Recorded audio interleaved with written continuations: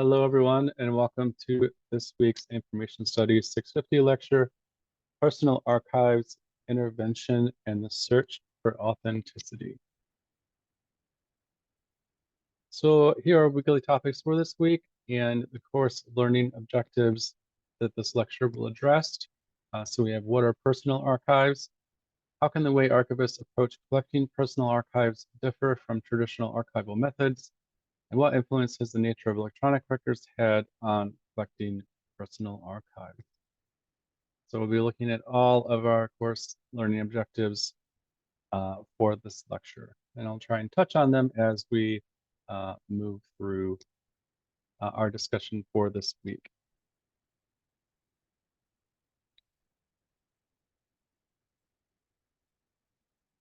Okay, so we'll start by talking about some of the characteristics of personal archives. And this is something that really all of our readings for this week touch on to varying degrees. So the Huang article notes on how personal archives have become increasingly complex in the 21st century. So we've gone from an era where mostly analog records that were housed in one location,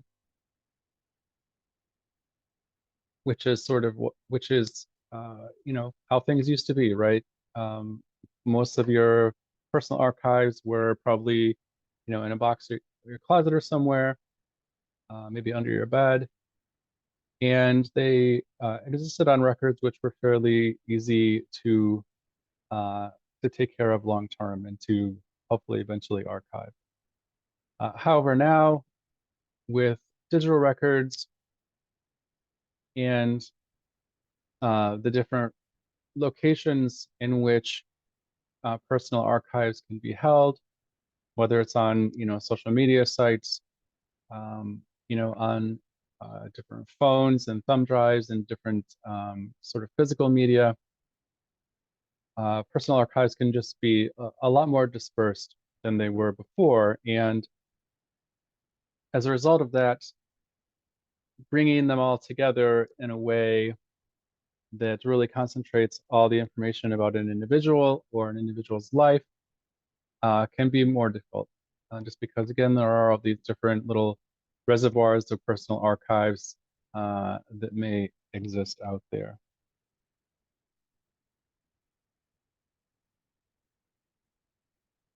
The Huang article connects personal archiving to the idea of personal information management.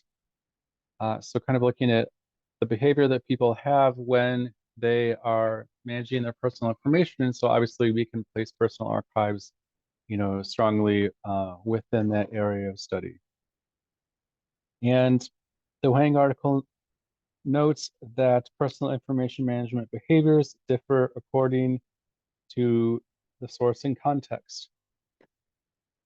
And to me, this implies that people, much like archivists, as we've discussed in this course, value different records differently and react accordingly. So we may perceive some records within our personal archives as being essential to our lives, our experiences, our history, and we may focus on preserving and arranging and describing and taking care of those records more than we might records which are seen as sort of peripheral and maybe useful for a brief moment of time, but not really records that encapsulate important parts of our lived experience.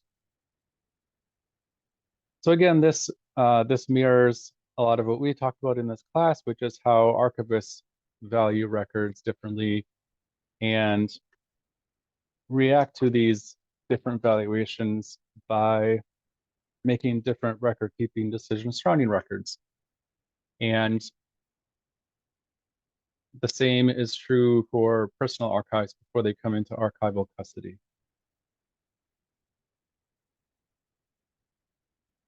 What's unfortunate about this is people may not necessarily know which records are most worthy of preservation. And as we'll talk about later on, that can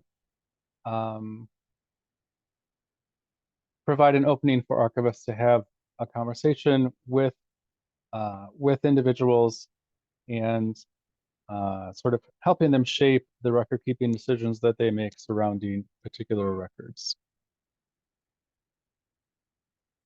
Another interesting aspect of personal archives is that they may be either actively or passively developed.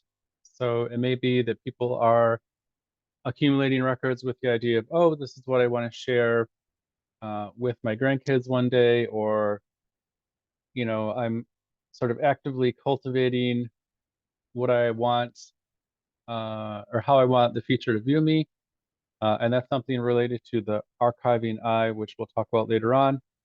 So maybe a very sort of deliberate practice with mindfulness of the future, or it may be a pretty passive process. And, we just kind of accumulate records as we move through life, and we may collect them and, sort of subconsciously put them somewhere, but that may be the end of sort of the thought process or the intent behind it. And as we'll talk about in this lecture, for the sake of future researchers and for the sake of archives and the quality of archival collections, it's important for as many people as possible to have, at least to a certain degree, this more active mindset and the mindfulness of the importance of preserving personal archives and curating them in a way which makes it more likely that important records about an individual's life and experience are going to survive into the future. So here are some other characteristics of personal archives from one of the Douglas articles for this week.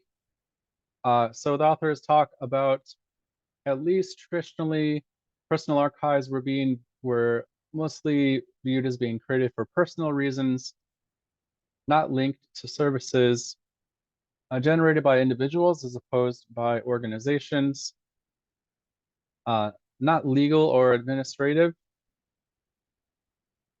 subjective and emotional, and fairly narrow in scope.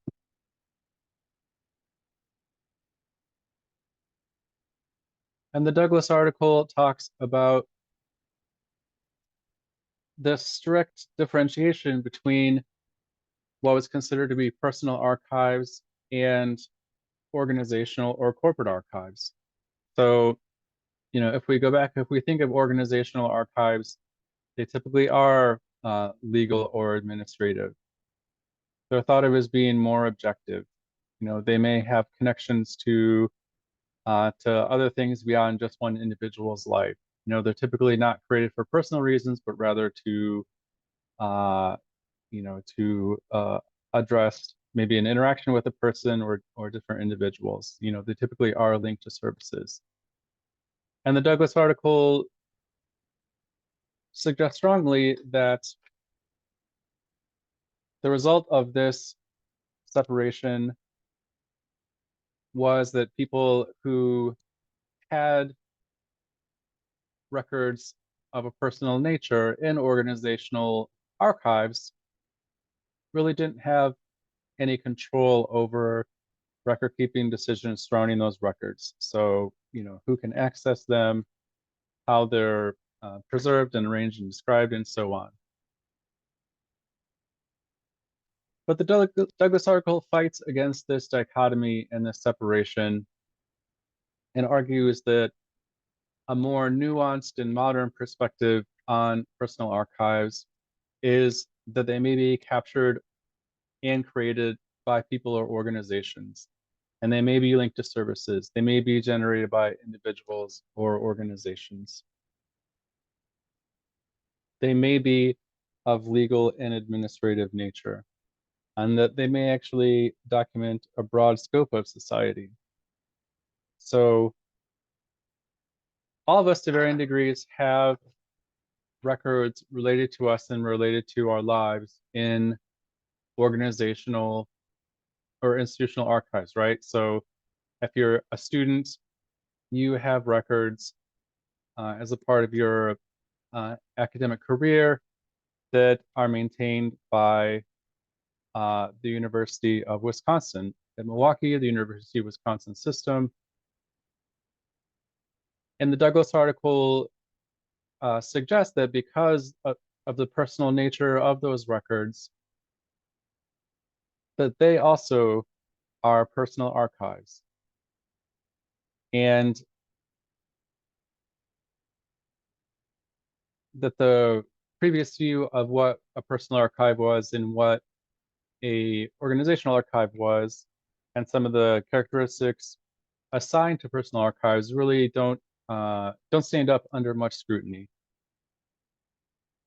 So, obviously, if you have academic records, they can certainly serve an administrative purpose, right? To document your career as a student, the grades that you got, any academic misconduct, filings that you've had against you, any grievances that you have submitted, or things of that nature. Obviously, these records are captured by an organization, right? The University of Wisconsin-Milwaukee. These records are generated by the University of Wisconsin-Milwaukee.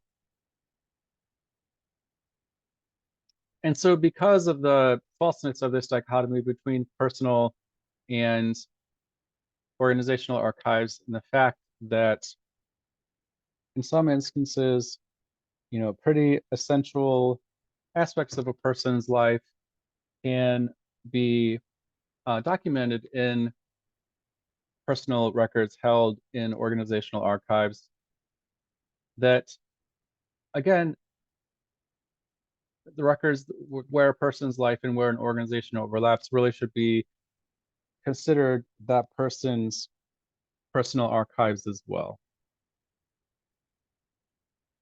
And on page 274, Douglas argues that records can be personal, just not in the context of the creation, but also through how those represented in them use and perceive them.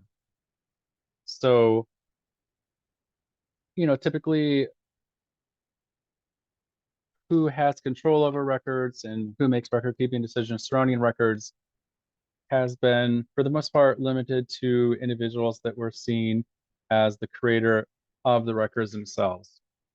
And the Douglas article really goes against that and says, well, that may be true, but again, if people perceive records to be personal, if they're using them in a manner that is personal, then those records should be considered part of that person's personal archives, and they should have some role in making record keeping decisions surrounding those records. And again, we're touched by different organizations all through our lives, right? When you're born, you get a birth certificate. There are different records created sort of surrounding your birth, if you were vaccinated, what vaccines you got, and all that stuff. And, this friction between individuals and organizations continues, from the day we're born until the day we die. And obviously, a lot of this information can be very personal, whether it is medical information or private information, there's just a lot of really personal information that can be found within these organizational records.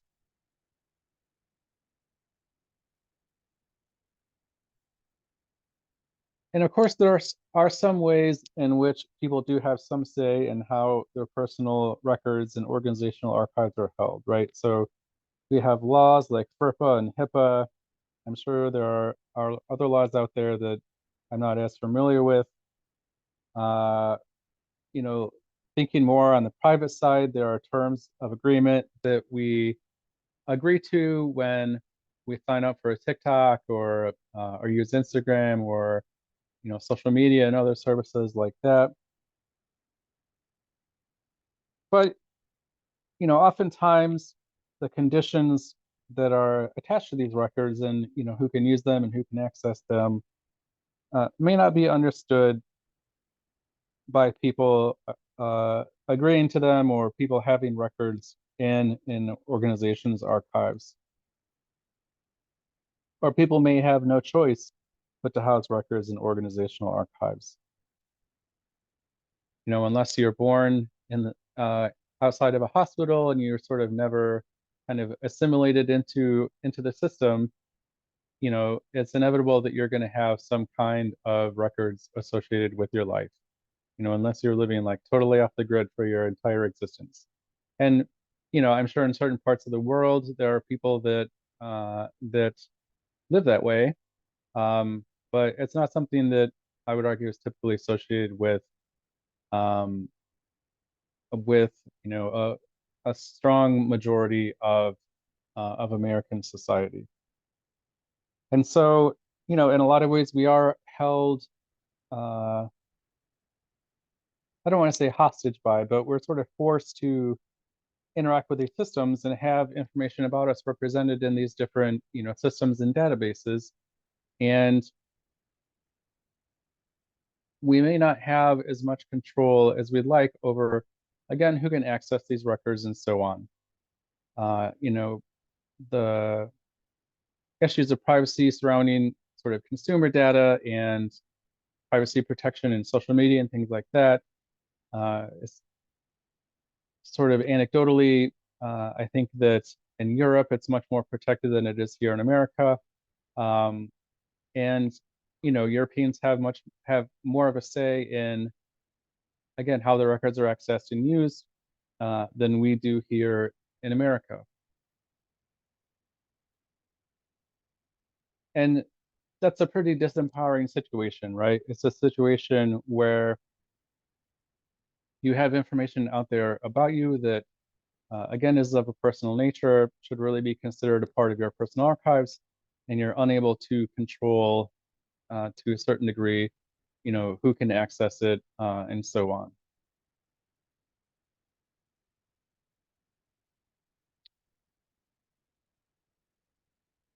Another aspect of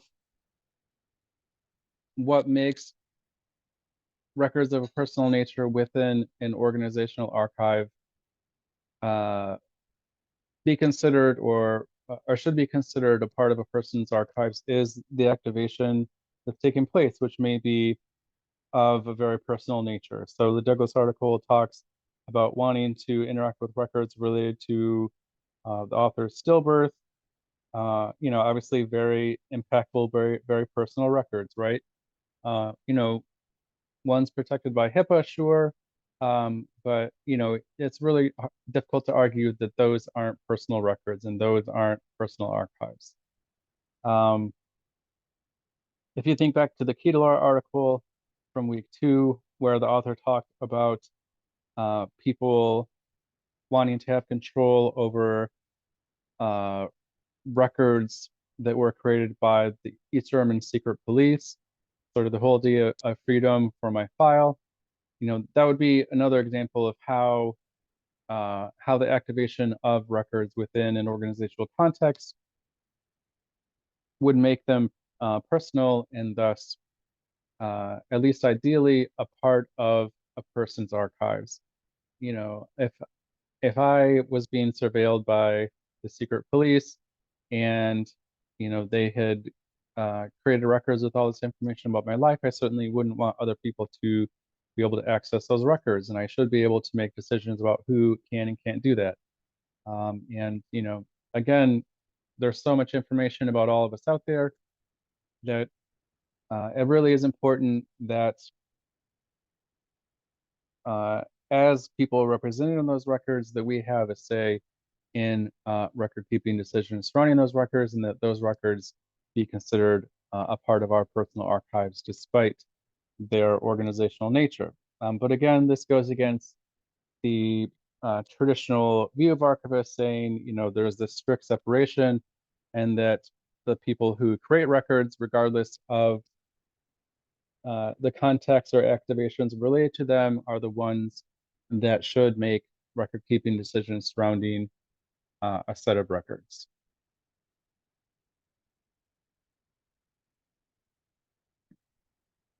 And there are some important benefits to thinking of personal archives as as strictly separated from organizational archives and organizational records, and acknowledging and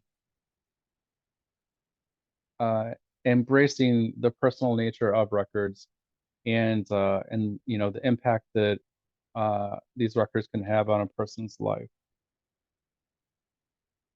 The Douglas article notes on page 271 that oftentimes institutional records are a necessary part of history, and this might be especially true if other records haven't been collected by archives. So if you are an individual from a community who has been ignored by archives, and maybe the institutional records are the only records about your history, about your community's history that exists. And because of that, it suggests more of an importance for people to have some form of control over records, again, which may be the only source of information about an individual or about a community that exists, because archivists and other institutions haven't bothered to collect records from an individual or a community in the past.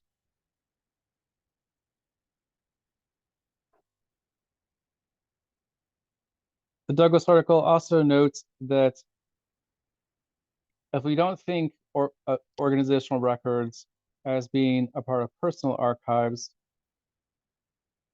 in a lot of ways that is perpetuating a lack of control and a lack of power by community members.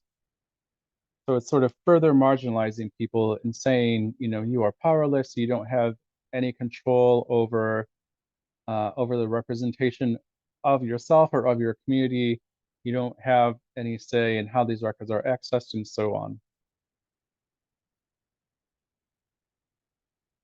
And obviously, that can be harmful for communities if they've been marginalized in the past and they're sort of faced with this uh, additional type of marginalization, one that can have a strong influence in how a community is perceived, then that can definitely be a marginalizing process to experience.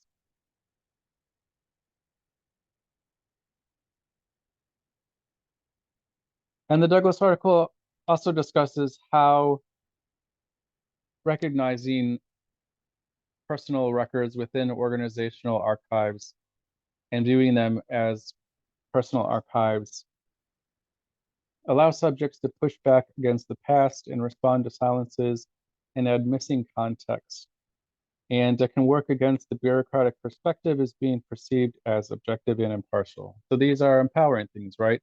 If you say to a person, we uh, we recognize that the portrayal of your community in these official records may not necessarily be accurate. So, let's find some way where we can give you the opportunity to respond to that or sort of write the record. That can be an empowering thing. And it can allow people to provide a counter narrative to the narrative, again, of a community or an individual that might be seen in organizational archives. And I think it's this last part that Douglas talks about that I mentioned is important. Oftentimes people see organizational archives and they think, wow, this was created by whatever government agency, and that gives the record sort of a patina of authenticity. And it may lead people to perceive the perspective within those records as being sort of the official objective one, when as we all know, as long as people have existed, other people have misrepresented them, have distorted their experiences, whether um, purposefully or accidentally, and uh, and that can have a lot of harmful effects on a community and how a community is perceived by society.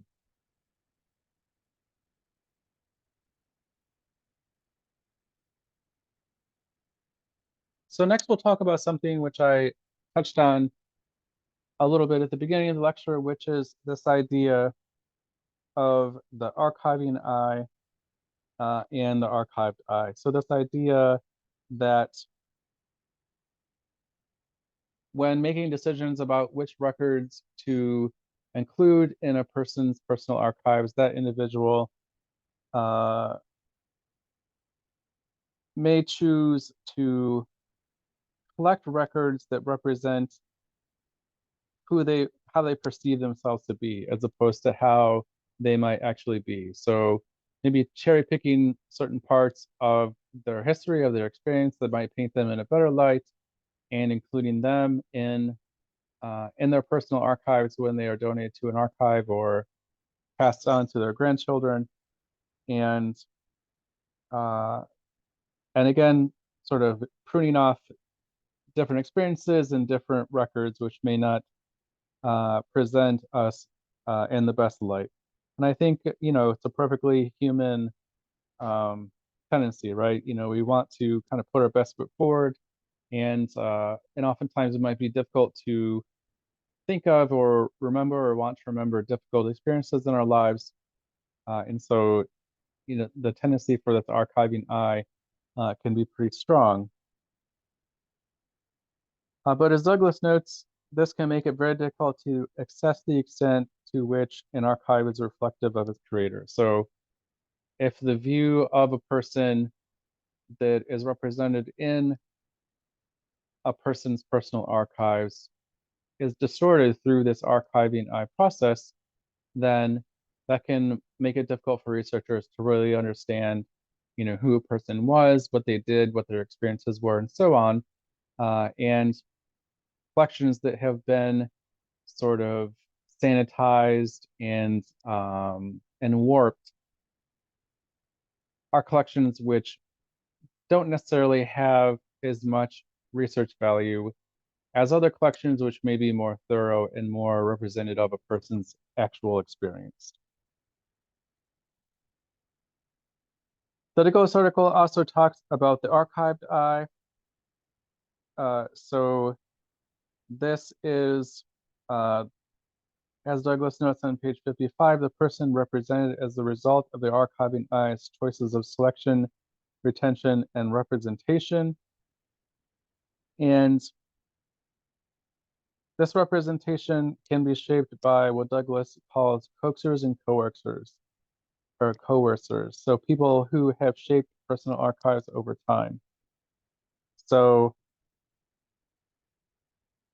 maybe you have your personal archives and you pass on, and over time, your kids or your grandkids are charged with your personal archives and maintaining them, and they think, well, this is the letter where so and so talks poorly about so and so, so I'm just going to get rid of that, and that can shape what the archived I looks like as well. So it's not just choices that individuals creating records may make, but also decisions that uh, curators and family members and other people down the road might make as well. Again, in an effort to provide a perspective on a person that may differ from what a person was actually like. And Douglas notes the connection between the selection and retention choices that creators make with decisions that archives make, right? So once records come into archives, we make a lot of the same choices from that point forward that individuals make before those records come into archives. And so we'll talk about why intervening in that process can be beneficial and can allow collections of higher quality, collections that may be more truthful and authentic to survive for researchers to interact with.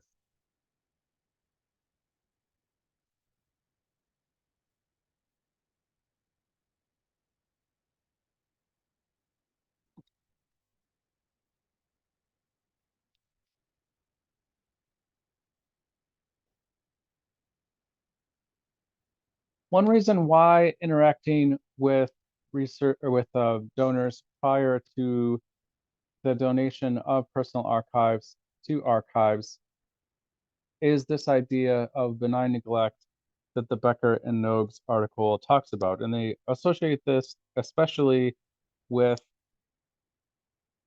digital records and the fact that, as we've talked about, digital records can be particularly fragile. They can be easy to overwrite, easy to delete, easy to decay or be lost. And given the prevalence of digital records in society today, this is obviously a concern for archivists.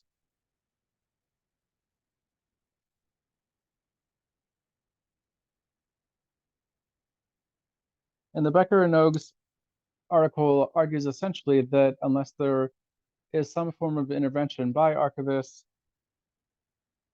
many creators are going to practice a form of benign neglect when it comes to managing their digital files.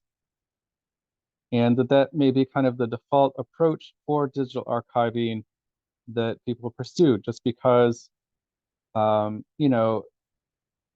migrating records and describing records and arranging records well can be a pretty labor-intensive process.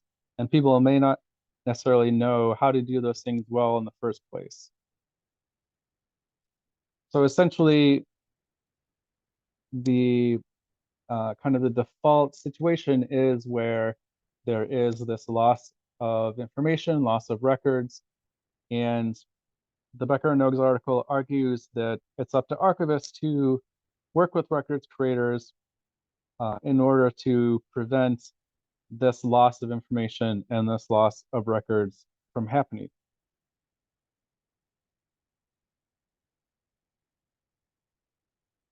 And so this can go back to the concept of the archived eye, right? So it may be that people are making intentional decisions to distort the record, distort their archives, because they want themselves to be viewed in the future in a particular way. Or it may just be that it's this unintentional process of loss and degradation over time. Again, given the nature of digital records, that is something that can easily happen, right? Unless you know the importance of, having backup storage and migrating files over time, and naming your folders and arranging your files in a particular way. This benign neglect is just going to kind of occur. It's not necessarily an intentional process, but the Becker and Nogues article would argue that unless archives intervene and work with records creators, it is an inevitable process, and a process that is going to result in the loss of information and a degradation in the quality of collections coming into archives, and a degradation in the quality of information that researchers ultimately are able to interact with and use.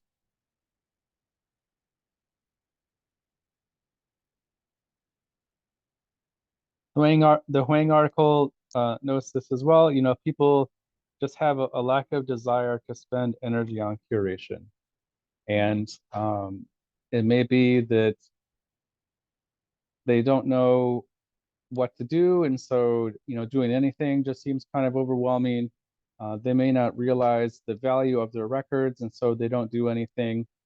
And again, there is an importance for archivists to make people or help people value their records, and to help people have an understanding of exactly what they can do if they want their records to survive into the future in a more meaningful and authentic manner. And again, this might not necessarily be something that people think of or something that people care about, but I would argue that it's important that archivists make people care and make people value their records, because again, if records are corrupted or disappear, then that's sort of a loss of information which may never be available elsewhere. And it can really shape how a person is perceived in the future, uh, which uh, again can undermine the quality of archival collections.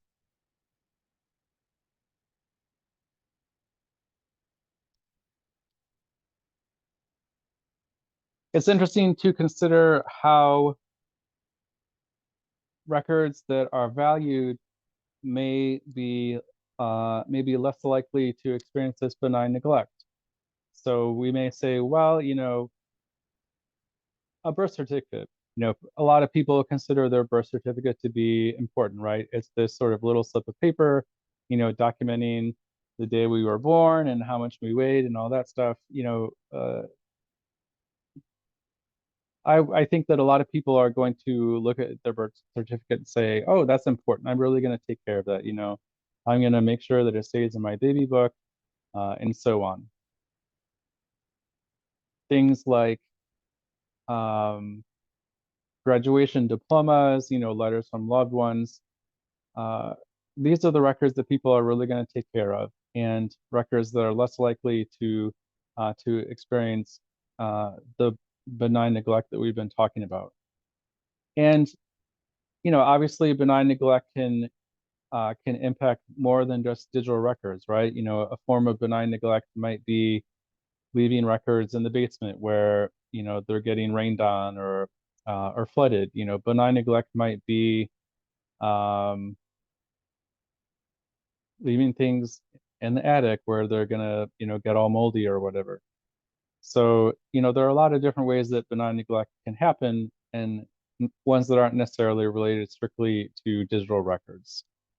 But again, I think that the more people value records and the more people understand why the records are important and why the records should be kept in ways that are going to ensure the long-term integrity of their safety or of their content and context, the less likely it, at least ideally, will be that this benign neglect takes place.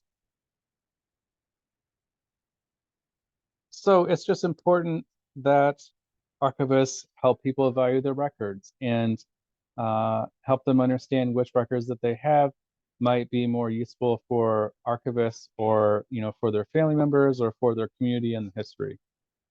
Again, to hopefully decrease the likelihood that this kind of benign neglect is going to take place.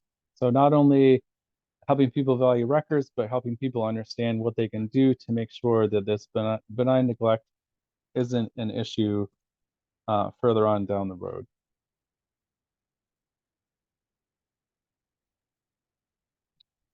And there's a strong argument that this type of intervention has a lot of value. So if you're intervening with donors to increase trust, that can lead to higher uh, research value collections. If you're working with donors to learn about records, it can lead to higher research value collections. If you're working with donors to preserve electronic records, that can lead to higher research value collections. So there are a whole host of benefits to the type of intervention that we've been talking about off and on throughout this class.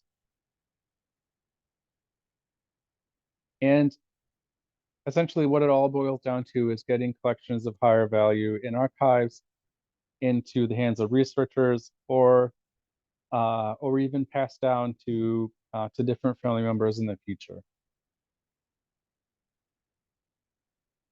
But it really is up to archivists to work against this type of benign neglect taking place and helping them preserve their electronic records and other records as well, so that these higher research value collections are available in the future.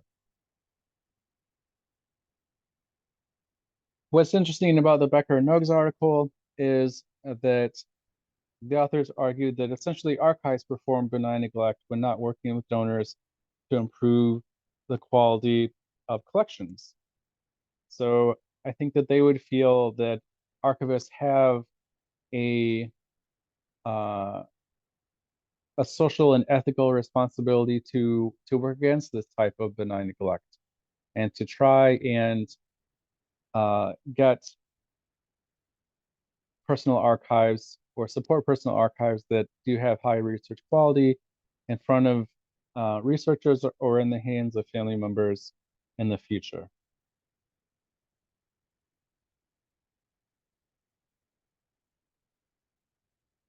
And it's interesting to think of how collections of higher research value can shape social memory, right? You know, if you have collections where a lot of benign neglect has taken place or sort of, straight up falsification and sculpting of records to fit a certain narrative, then that's really going to shape how people perceive a person or an event or an organization, and that can have a strong impact on social memory. But having a relationship where people feel comfortable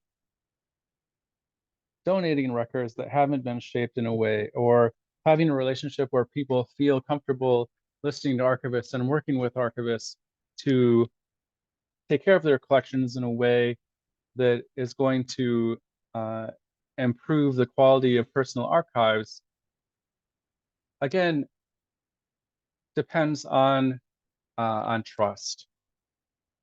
And we've talked about some of the ways in which archives can get people to trust us, can help them trust us. Certainly having codes of ethics and statement of values, acting in a transparent manner. We've talked a lot about transparency in this course and how when archivists are transparent about what they're doing, it can help people feel that archives are being honest and that archives are trustworthy, just sort of overall acting in a trustworthy manner. And I think we can also add outreach to this list as well. If people understand what archives are and the services that archives provide, then that can help the public trust archives and help individuals feel like they can donate records to the archive that represent who they are and not a sort of fictionalized version of themselves, and that they can trust archives to work with them and provide suggestions to them about how they might preserve their records in order to make them more accessible in the future. So again, ideally, once this level of trust occurs, donors may be more willing to donate materials, and this self-censorship and the archiving eye and the archived eye might be decreased. Again, it's not a given. And then as a result of that, collections contain more useful and engaging information, more use can be made of records, and as a sweet bonus, archives can be seen as more valuable to society. You know, if archives are just putting out collection after collection that contains falsehoods and a lot of self-censorship, and the overall quality of archival collections is pretty low as a result of this, that's not necessarily going to create a situation in which people value archives. You know, if you are a restaurant and you're serving bad food all the time, people aren't going to come to your restaurant, right? And it's the same thing with archives. If archives are providing access to collections that don't really represent a person's life or activities, then, why would someone come and use archives? So it's important that archives work with donors beforehand to try and reduce this self-censorship, to try and reduce some of this benign neglect that's going on, simply because it can help researchers and it can help society and it can empower people, but also because the better collections and archives can provide access to, the better the archive itself looks. So a lot of what we have talked about today, we can link with the different types of curatorship and archives that we've been discussing throughout this semester.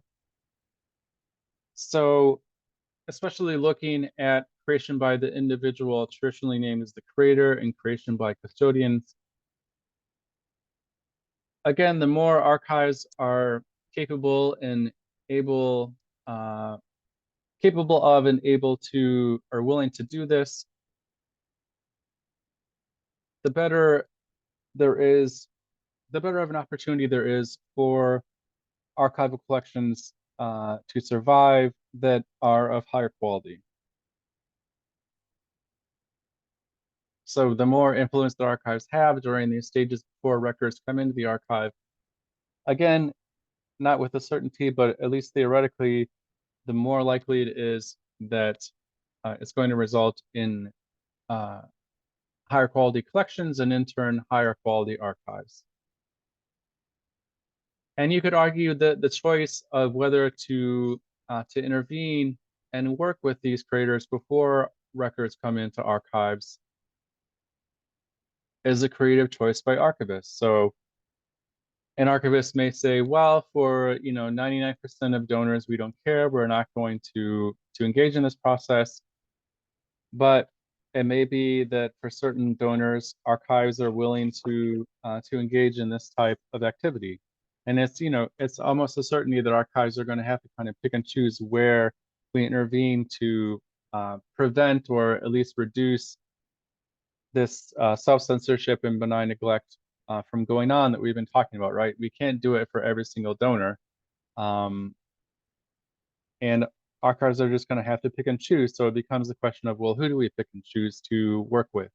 Who do we pick and choose to try and make sure that high quality records survive?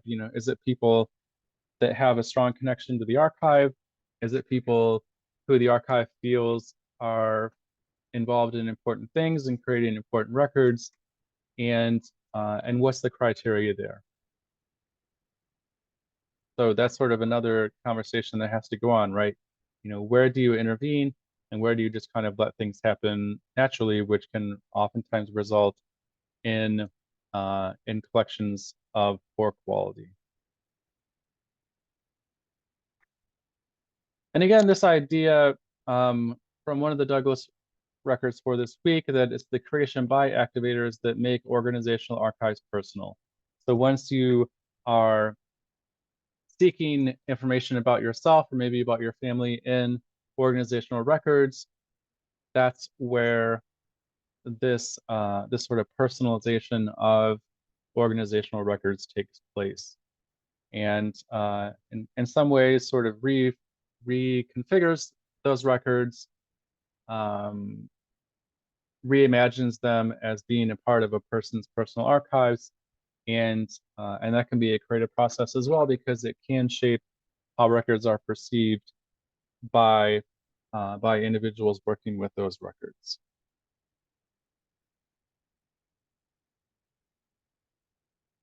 So we'll wrap things up by connecting personal archiving with some of the different subjects that we have talked about in this course. So the first one we'll look at is personal archives and appraisal. This is something that the Huang article talks about how appraisal choices may be based on the usefulness and I guess pleasantness of records. And they talk about personal archiving appraisal as an act of self-interest. So again, people may be inclined to retain records which they find useful or enjoyable to look at, and they may get rid of records which aren't immediately useful or kind of bring up bad memories. And that's appraisal, right? That's saying these records have value and I'm going to keep them.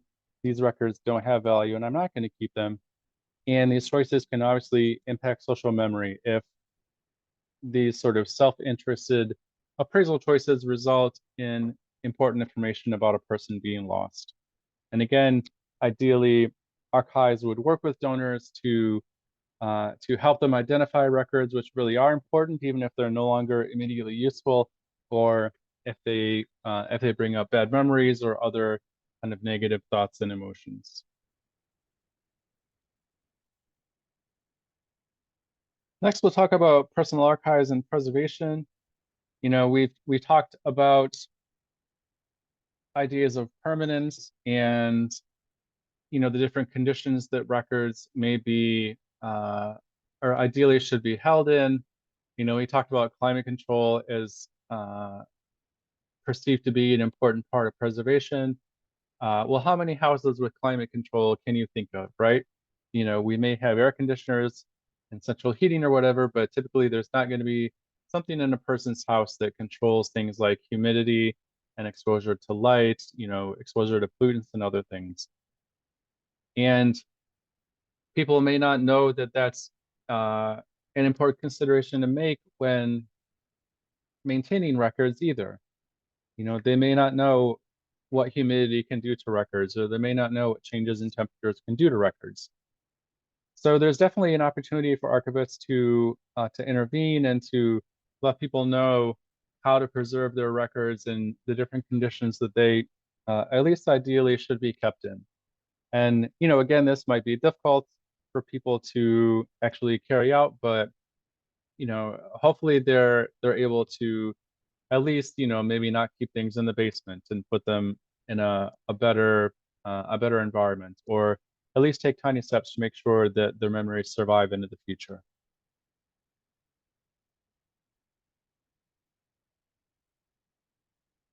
Okay, there are some obvious connections with personal archives and digital preservation. That's something that the Nogues article really focuses on. And the Huang article talks about it as well. Things like storage and migration, parts of digital preservation that people may not be aware of or may not necessarily know how to carry out without some insight and input from archivists. I don't know about you, but I have digital records on thumb drives that I've lost, external hard drives, things like that.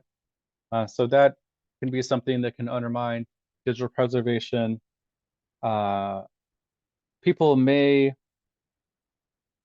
have some kind of like a niche hobby that results in them creating files on proprietary software or in proprietary formats, and they may not know the importance of migrating them to more sort of mainstream file formats for preservation purposes.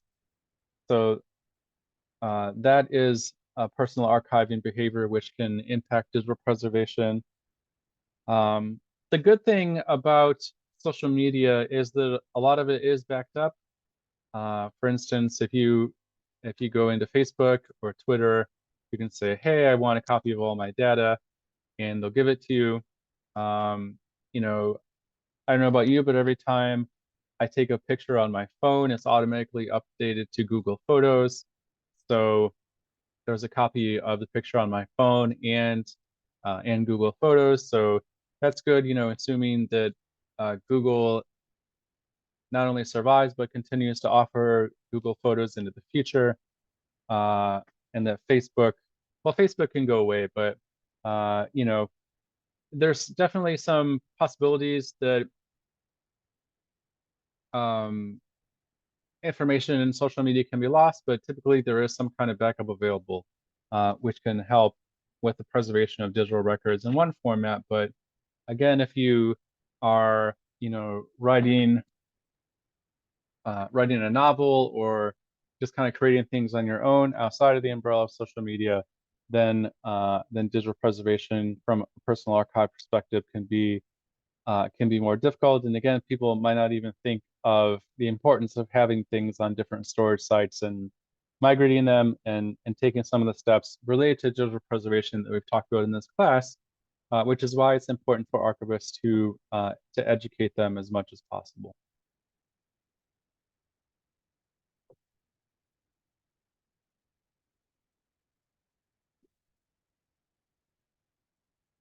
Okay, so we can also touch on personal archives and arrangement and description. I don't know about you, but I have a ton of file folders which have very like vague names. It may just be numbers and letters that don't really make any sense.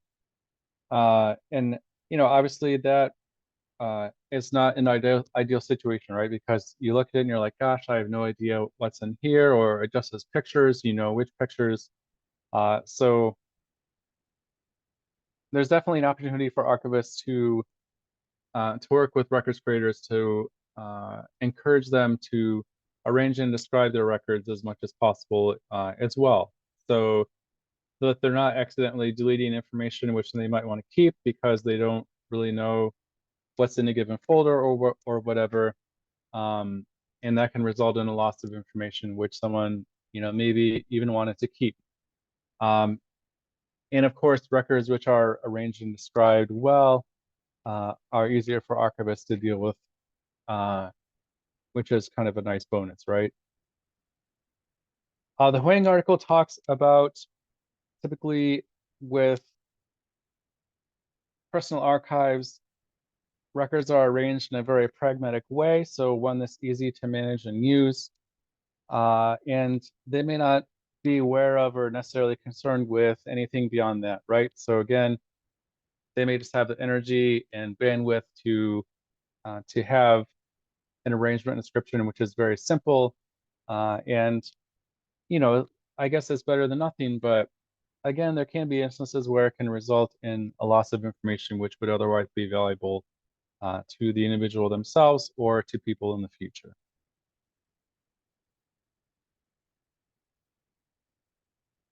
Okay, so uh, we'll look at this last one, personal archives and outreach. The Wang article talks about the need for archives to increase archival literacy among the general public and about how awareness and knowledge is required for people to take action and preserve their personal archives in a manner more akin to how an archivist might, and in a way that is going to be more supportive of long-term preservation and access.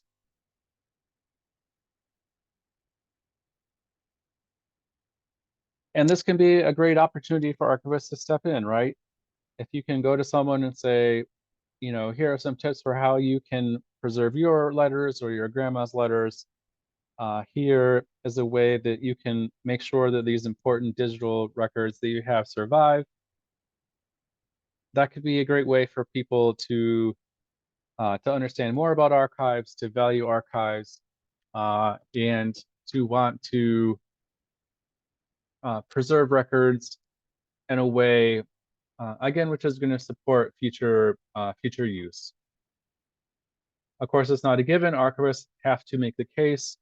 There has to be uh, a situation in which, again, people trust archives, in which people have an interest in archives, and that is going to result in outreach taking place in the first place. Um, but outreach can be a very important part of successful personal archiving. And, you know, this type of uh, interaction or outreach can take place in a variety of ways. You know, you could write a blog post about how to preserve your records at home.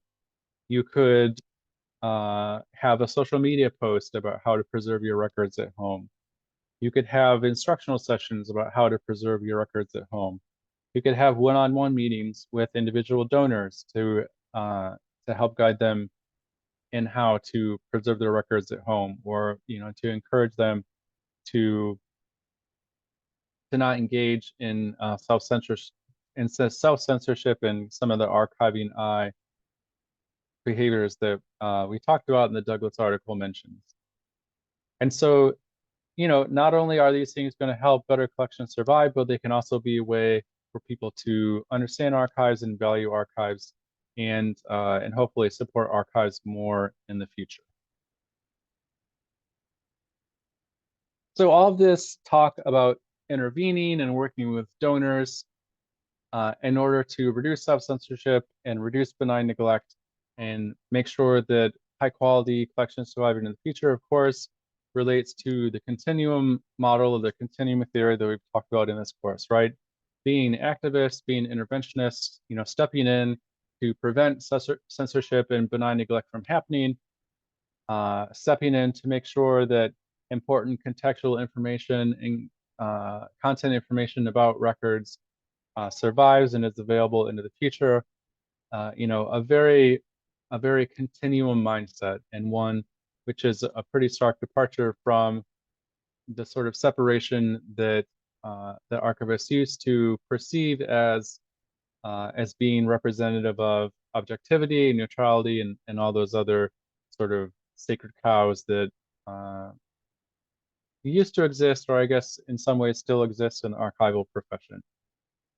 But I strongly believe that this type of intervention is essential. I strongly believe that this type of intervention can have a lot of value for archivists and records creators as well. That it can result in social memory being shaped and constructed in a way which is more accurate and representative. It can result in people having more of a say in what's done to their records, even if records aren't necessarily in their personal possession. And there can just be a lot of benefits for the archival profession and society at large if this continuum interventionist mindset is embraced and used by archivists. So we'll go ahead and close there. I hope that you've learned more about personal archives. I hope that this lecture and your readings have helped you think more about your personal archives and sort of how you might take care of them, the value that you give them. I know I have a lot of personal archives and I don't really know like what things are. It's just kind of under my bed or in my closet or scattered on hard drives and servers, across the world. Um, and even as an archival uh, academic and a former practicing archivist, I still engage in a lot of benign neglect. So it does take a lot of intervention and determination to get people to listen and maybe change at least some of their habits. But at the same time, people only have so much time and so much energy. So it's important that archives are really able to make that case. And again, it all starts with trust and outreach and an acknowledgement of the importance of intervention to begin with before these interventions can take place and be more successful. So hopefully a lot of food for thought and some review of things we've talked about in the past as well. So thank you as always for listening. Take care and have a great week.